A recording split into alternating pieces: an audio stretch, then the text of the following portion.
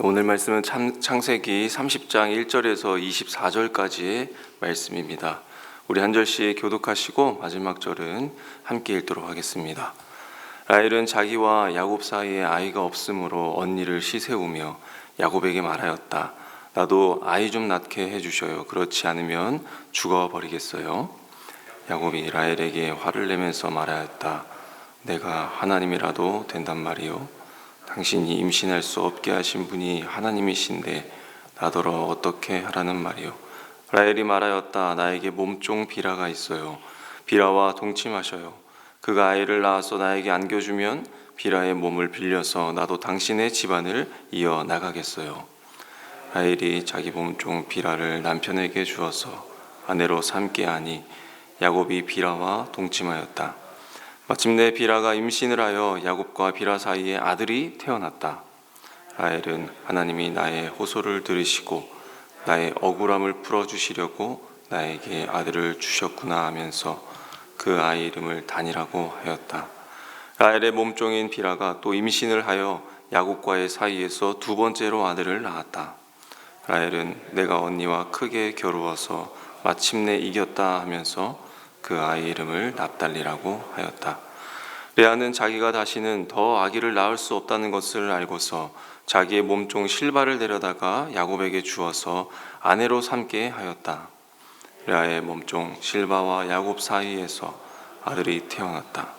레아는 내가 복을 받았구나 하면서 그 아이 이름을 갓이라고 하였다. 레아의 몸종 실바와 야곱 사이에서 두 번째로 아들이 태어났다.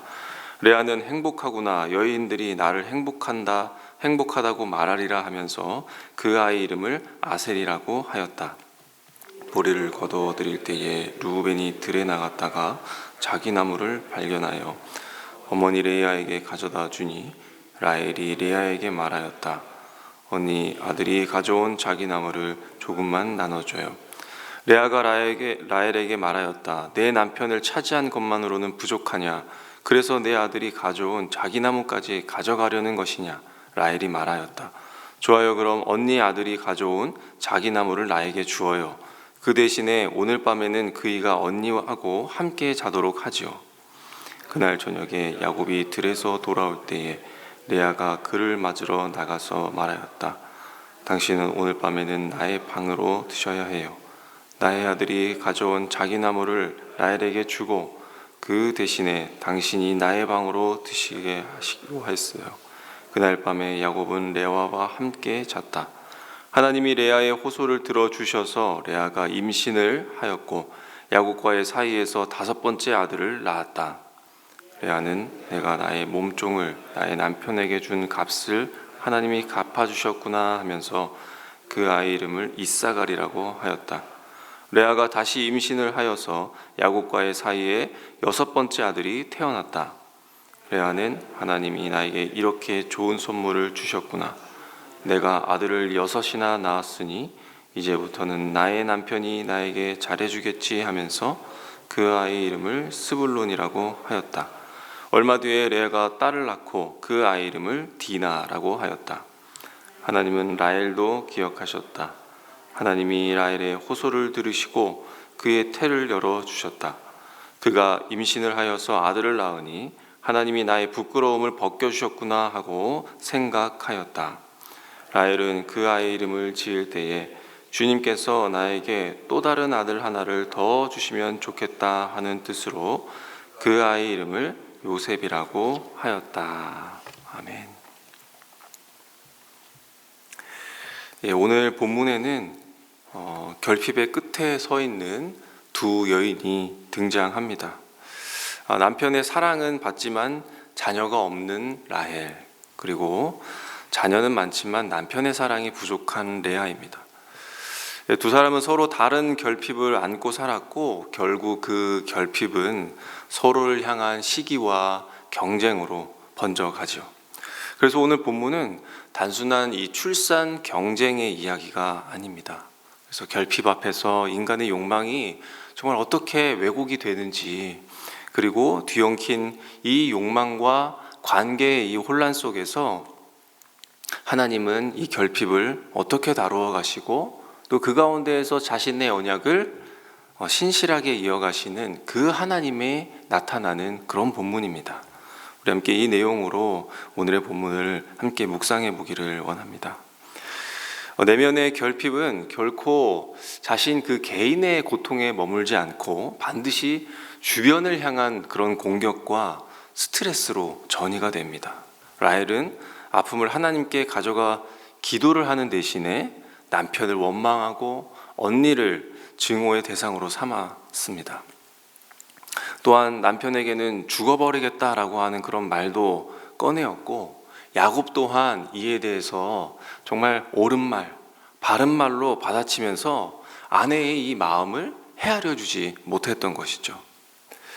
이렇게 가족은 스스로 어떤 고통을 소화할 영적인 이 근력과 마음이 바닥이 나타나자 가장 가까운 이들을 더 깊게 찌르는 이런 방식을 대신하면서 서로를 대하기 시작했습니다. 그리고 서로의 말에 또 다른 갈등을 쏟아내고 분열시키는 그런 가정을 만들어낸 것이죠.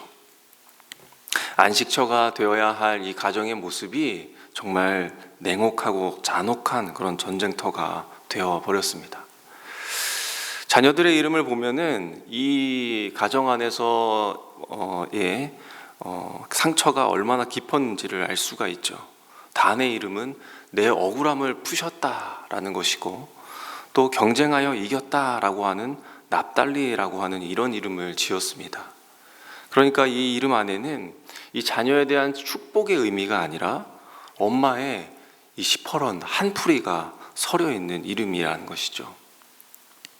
결국 이 모든 불행의 뿌리는 이 서로를 비교하는 이런 영적 맹점에 있었습니다. 레아에게는 다산이 있었고 라헬에게는 남편의 사랑이 이미 주어졌으나 이 비교의 늪에 빠져버린 이 상태에서 자신이 가진 것에 대한 감사가 없었던 것이죠. 그래서 비교는 우리를 더 깊은 결핍에 빠지게 만들고 또 은혜와 감사에서 멀어지게 만든다라고 하는 것을 알 수가 있습니다. 인간의 이러한 갈망이 깊어지면 어떻습니까? 그 다음 단계는 그 결핍을 해결해 줄 수 있는 이 수단에 집착하기 시작합니다. 자기의 여종과 시녀를 자기를 대신해서 남편과 잠자리 하도록 하고요. 또 15절에 보시면 자기 나무를 가지고 이 옥신각신하는 그런 모습을 보이는데, 자기 나무가 무엇입니까? 이 방울토마토처럼 생긴 열매인데 굉장히 독특한 냄새가 나는 열매라고 합니다. 그래서 이 냄새를 통해서 사람을 취하게 만드는 것이죠. 그래서 오늘말로 이르면 최음죄인 것입니다. 라헬이 임신을 돕는다고 믿었던 이 자기 나무를 얻기 위해서 이 남편과의 이 동침하는 권리까지 언니에게 팔아버리게 됩니다. 이 역시 은혜보다도 도구나 수단을 의지할 때에 얼마나 인간이 세속적으로 변할 수 있는가라고 하는 것을 여실히 보여주는 장면이죠. 굉장히 기괴한 모습으로 변해 있는 것을 오늘 본문을 통해서 우리에게 보여주고 있습니다. 그리고 그 다음에 어떻게 됐나요? 실제로 자기 나무를 손에 넣은 라헬은 여전히 자식에 대한 소식이 없었지만 오히려 그것을 양보한 레아에게 하나님은 아들을 허락하신 것을 볼 수 있습니다. 이 본문을 통해서도 우리가 알 수 있는 한 가지는 인간의 어떠한 치밀한 계산이나 또한 도구가 인생에 자기의 막힌 문을 열어주는 열쇠가 되는 것이 아니라 모든 것이, 모든 태가, 모든 생명이, 모든 인생의 계획이 모두 하나님의 주권에 있음을 보여주는 그런 반전의 내용을 오늘 성경의 말씀이 전해주고 있는 것입니다. 이렇게 인간의 모든 노력이 실패로 딱 돌아간 그 지점에서 지금 성경은 무엇이라고 이야기하고 있습니까? 하나님이 라헬을 생각하신지라 라고 이렇게 말씀하면서 새로운 국면을 열고 있습니다. 레아가 경쟁에서 승리를 자축하는 동안에 라헬은 더한 슬픔에 빠졌을 것입니다. 그리고 하나님은 생각하신지라라고 하는 이 말씀 이후에 요셉을 낳게 됩니다. 생각하신지라라고 하는 이 말은 기억하다라고 하는 그런 말인데, 창세기 8장에서도 하나님이 노아를 기억하셨다라는 그런 말씀이 있습니다. 그리고 그 말씀 이후로 구원의 새로운 국면을 여신 것과 같은 결을 가지고 있습니다. 라헬을 하나님께서는 기억하셨고 그의 소리를 들으셨던 것이죠. 하나님은 그 라헬의 눈물과 수치와 부르짖음을 외면하지 않으셨고, 동시에 그 야곱의 집을 통해 후손을 이어가시려는 그 하나님의 자신의 약속을 결코 저버리지 아니하셨다라는 것입니다. 라헬의 태를 연 것은 신비한 열매도 아니었고, 또 그녀의 끈질긴 노력이나 거래도 아니었습니다. 인간이 어떻게 해서든 이루기 위해 어떤 도구를 만들어내고 붙들고 몸부림치던 그런 비참한 현장 속에서도 하나님만은 어떠셨습니까? 자신의 약속을 신실하게 붙들고 계셨고, 또 그들과 오늘날의 우리는 그런 신실하신 하나님을 발견하게 되는 것입니다. 결국 이 사건을 통해서 알게 되는 한 가지는 무엇이겠습니까? 우리의 삶을 이끄는 힘은 우리가 확보하고 있는 어떤 자원이나 자기나무 같은 그런 현실적 도구에서 나오지 않는다는 것입니다.